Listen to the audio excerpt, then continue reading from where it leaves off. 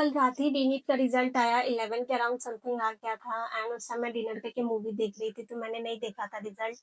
मुझे लेट से पता चला था एंड मैं 12 के अराउंड से चेक करना स्टार्ट कर दी थी एंड वो सर्वर क्रैश हो जा रहा था। लास्ट में तो ये भी आया था, लास्ट 2 अटेम्प्ट्स लेफ्ट ऐसे एंड देन थोड़ा मैंने वेट किया बिकॉज रिजल्ट चेक करना था। बिना चेक किए तो मैं सोती नहीं डेफिनेटली, बिकॉज मुझे रैंक देखना था। मैंने मार्क्स कैलकुलेट किया था तो सेम ही आ रहा था, चाहे वो फाइनल आंसर की से आए या फिर OMR से मैंने किया था तो एग्जैक्ट सेम आ रहे थे। मतलब चेंज हुए थे बट जितना करेक्ट था उतना इनकरेक्ट फिर से हो गया, तो ओवरऑल सेम ही था। सो मुझे था कि रैंक तो देखना ही है, तो मैं वेट कर रही थी एंड आफ्टर दैट मैंने मतलब लास्ट में लिमिट वाला आ गया था ना, तो मैंने बहुत देर ट्राई नहीं किया था एंड 2:30 के अराउंड मैंने ट्राई किया बिकॉज मुझे तो रैंक तो पता करना ही था एंड मैंने देखा था टीचर्स लोग तो उसके अकॉर्डिंग रैंक बहुत हाई जा रही थी। सो मुझे और ज़्यादा डर लग रहा था एंड आफ्टर दैट मैंने रैंक चेक किया। नो डाउट मेरे मार्क्स सही है बट रैंक इतनी ज़्यादा अनएक्सपेक्टेड थी ना, मतलब अनप्रिडिक्टेड उतना तो। मतलब सब एक तो सबने कट ऑफ ऐसे बताया था कि 535 टू 540 के अराउंड जाएगा, उससे हाई तो नहीं जाएगा एंड कट ऑफ में भी 560 प्लस ही जाएगा। एंड मेरे मार्क्स तो ठीक है बट रैंक बिल्कुल अच्छी नहीं है। एंड जो होता है ओवरऑल काउंसलिंग या कट ऑफ ये सब रैंक के बेसिस पे होता है, इसलिए मैं मार्क्स उतना ज़्यादा मार्क्स पे नहीं ध्यान, मुझे रहता है रैंक देखनी है, उसके लिए तो रिजल्ट का ही वेट करते हैं। एंड कल मतलब रैंक आ गई मेरी एंड इतना ज़्यादा खराब रैंक आया ना। मैंने बताया था मैं प्लाज्मिड वाला गलत करके आई हूँ। फिजिक्स में मैंने कैलकुलेट कर लिया था, ये वर्क डन मैंने नहीं लगाया, असर्शन रीजन वाला गलत हो गया। मतलब मैं कुछ क्वेश्चन तो ऐसे कैलकुलेट करा सकती हूँ जो मुझे आता था।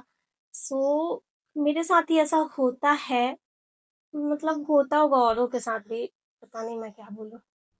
मेरा नहीं हुआ यही है। मैं बिहार स्टेट से हूँ, तो मेरा जो स्टेट का कट ऑफ होता है ना वो ऑल इंडिया से भी हाई जाता है, तो स्टेट में तो कोई चांस ही नहीं है। चांस तो ऑल इंडिया से भी नहीं है।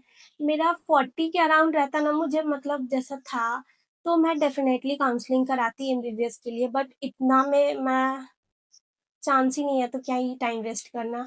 एंड इतने नंबर पे ना मुझे बीडीएस बीएमएस मतलब वर्थलेस लगता है, मुझे बिल्कुल भी इंटरेस्ट नहीं है। ऐसा नहीं, इतने दिन सिर्फ मैंने मूवीज देखा था, मैंने कोर्स देखा था कि मुझे क्या करना है, मतलब किसका स्कोप अच्छा है। मुझे बस बहुत लोग सोचते हैं ना कि नाम के आगे डॉक्टर लग जाए इनफ है, एक तो नाम के आगे डॉक्टर लग गया वो वर्थ इट है, डेफिनेटली है, बट सैलरी का क्या। मुझे सैलरी में भी इंटरेस्ट है। अगर मैं इतने साल प्रीवियस जितना मेहनत कर रही हूँ, 5 ईयर का कोर्स कर रही हूँ एंड 25,000 सैलरी पे, मैं वो भी प्राइवेट में, मैं उसको तो वर्थ इट नहीं मानती मैं। एंड इंडिया में डेंटिस्ट मतलब जितना होना चाहिए उसके डबल है, सो वैकेंसी गवर्नमेंट की तो निकलने वाली है नहीं, बिल्कुल भी नहीं है। आई डोंट थिंक कि मैं बीडीएस के लिए कभी प्रीफर करूंगी, अपने आप के लिए मैं बता रही हूँ। एंड रही बात बीएमएस की, तो हाँ वो मतलब बीडीएस से थोड़ा सा सही है, बट बीएमएस का क्या है ना, बस वो इंडिया भर के लिए सैचुरेटेड है, ठीक है। मतलब outside India I don't think उसका कोई भी स्कोप है, तो उसमें भी मैं इतने नंबर पे मैं नहीं जाऊंगी। मैंने सोचा था कि हाँ, मैं पार्शियल ड्रॉप लूँगी, बीडीएस से लूँगी, बीएमएस से लूँगी या फिर बीएससी नर्सिंग से लूँगी। देखो, इन सब के बीच में ना मुझे बीएससी नर्सिंग थोड़ा अच्छा लगता है। ठीक है, हाँ, तुम्हें डॉक्टर नहीं लगेगा तुम्हारे नेम के आगे, ये है, बट सैलरी अच्छी होगी। देखो, तो एट द एंड डिपेंड करता है सैलरी एंड जॉब। मतलब तुम इतने साल पढ़ते हो, इतने साल मेहनत करते हो, तुम अपनी लाइफ में एक स्टेबल करियर तो चाहते हो ना। तो स्टेबल करियर में मतलब एमबीबीएस तो मैं मतलब उसका तो कंपेयर है ही नहीं। तो उसके बाद का मैं बात करती हूँ, जितने मेरे नंबर आए मैं उसी का बात करूँगी।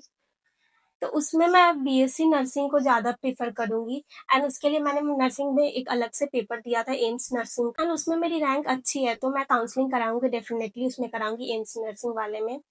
एंड एमसीसी इस सब का मैं काउंसलिंग नहीं कराऊँगी बिकॉज़ मुझे बीडीएस में नहीं जाना, बीएमएस में नहीं जाना। एंड मुझे नर्सिंग एम्स से मिल रहा है तो आई विल प्रेफर दिस, तो मैं उसमें जाऊँगी। बट मैं नर्सिंग करने नहीं जा रही हूँ, मैं जा रही हूँ पार्शियल ड्रॉप, बिकॉज़ नीट 2027 देना है मुझे। पार्शियल ड्रॉप से मैं कवर कर लूँगी, इतना मुझे अपने आप पे ट्रस्ट है।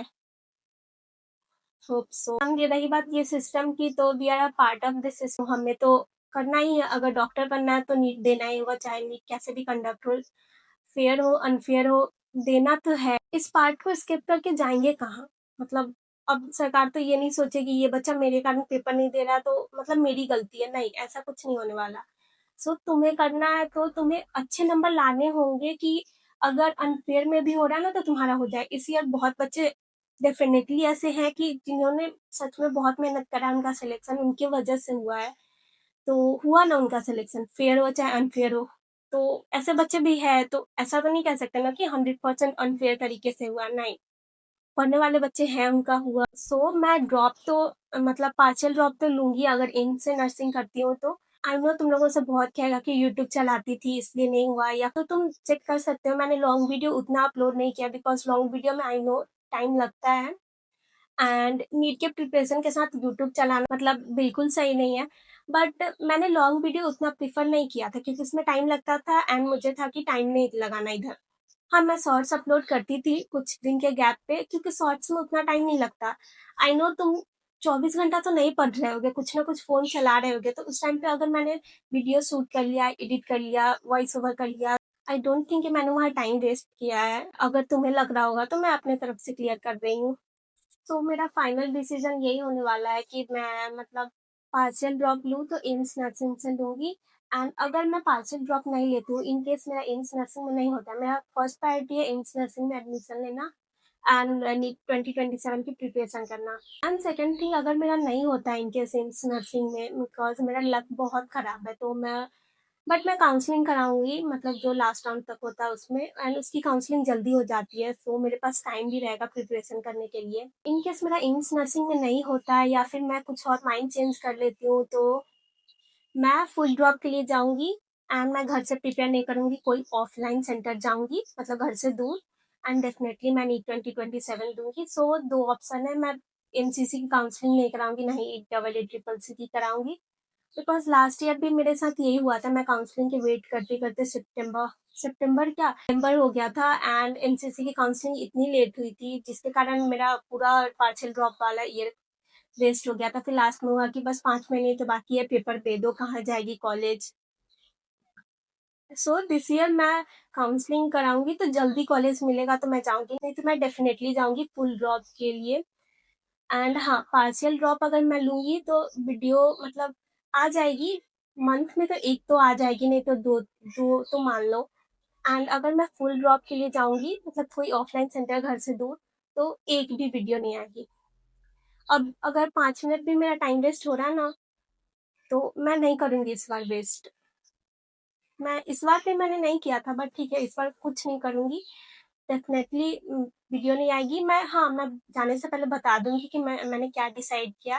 पार्शियल ड्रॉप लूँगी, वीडियो कंटिन्यू रहेगा, बट अगर फुल ड्रॉप लूँगी तो यूट्यूब बंद। नेक्स्ट ईयर नीट के पेपर के बाद ही मिलूँगी मैं। मैं कुछ पोस्ट या शॉर्ट्स डाल के बता दूँगी कि मैं क्या कर रही हूँ एंड वीडियो नहीं आएगी बीच में। रेयर टू रेयर केस अगर आ भी गई, बट ऐसे डेफ़िनेटली नहीं आएगी। So this is the final conclusion ये मेरे पूरे जर्नी का। एंड मेरा ये पूरा साल वेस्ट हो गया। इतने रैंक पे कुछ नहीं मिलेगा मुझे, मतलब जो मुझे चाहिए सो वेस्ट है मेरा। 1 साल मैंने और वेस्ट कर दिया एंड मैं इस लूप से बाहर नहीं निकल पा रही हूँ।